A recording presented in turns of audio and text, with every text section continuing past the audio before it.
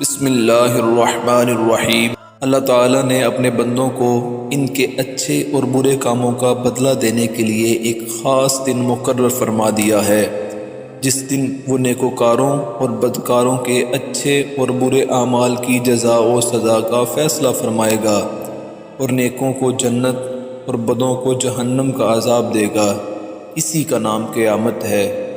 Islamic واقعات کے ناظرین، السلام علیکم ورحمۃ اللہ وبرکاتہ۔ قیامت کس طرح آئے گی؟ قیامت ایک دم اچانک اور بالکل ہی ناگہاں آئے گی، لوگوں کو اس کا کوئی خیال ہی نہیں رہے گا۔ اس وقت خداوند قدوس اپنی جلالی شان کے ساتھ یہ اعلان فرمائے گا کہ آج کس کی بادشاہی ہے؟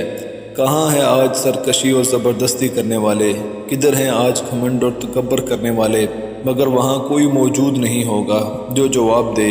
پھر خود ہی اپنی عظمت و کبریائی کے ساتھ ارشاد فرمائے گا، آج صرف اللہ ہی کی سلطنت ہے جو ایک ہے اور نہایت ہی غلبے والا ہے۔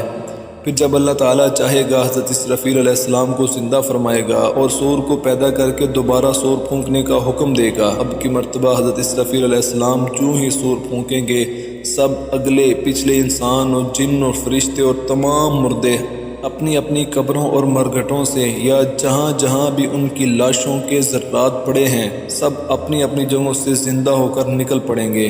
سب سے پہلے حضور اکرم صلی اللہ علیہ وآلہ وسلم اپنی قبر انور سے اس شان کے ساتھ باہر تشریف لائیں گے کہ آپ کے دائیں مقدس ہاتھ میں حضرت ابوبکر صدیق رضی اللہ عنہ کا ہاتھ ہوگا اور بائیں مبارک ہاتھ میں حضرت عمر فاروق رضی اللہ تعالی عنہ کا ہاتھ ہوگا۔ پھر مکہ مکرمہ اور مدینہ منورہ کے مبارک قبرستانوں میں جو مسلمان دفن ہیں، ان سب کو اپنے ہمراہ لے کر میدان محشر میں تشریف لے جائیں گے، اور تمام دنیا بھر کے اگلے اور پچھلے انسان و جن وغیرہ سب کے سب اسی میدان محشر میں جمع ہوں گے۔ میدان محشر ملک شام کی زمین پر قائم ہوگا۔ اس دن زمین اتنی ہموار اور صاف ستھری ہوگی کہ اس میدان کا ایک کنارہ دوسرے کنارے سے صاف دکھائی دے گا۔ اس دن زمین تانبے کی ہوگی اور سورج زمین سے صرف 1 میل کی دوری پر ہوگا۔ وہ دن 50,000 برس کا ایک دن ہوگا۔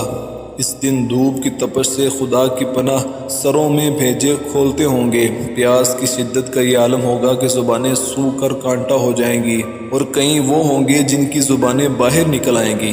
اس کثرت سے پسینہ نکلے گا کہ کسی کے ٹخنوں تک، کسی کے گھٹنوں تک، کسی کی کمر تک، اور کوئی پسینے میں ڈبکیاں لگاتا ہوگا۔ ان تکلیفوں اور مصیبتوں کے ساتھ بے کسی اور بے بسی کا یہ حال ہوگا کہ کوئی کسی کا پرسان حال نہیں ہوگا۔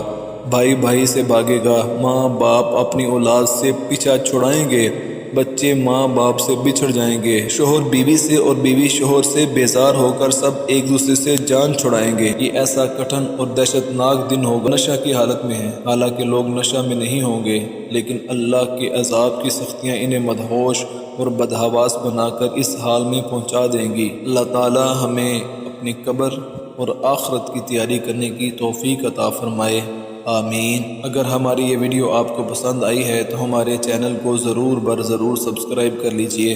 جزاک اللہ خیرہ۔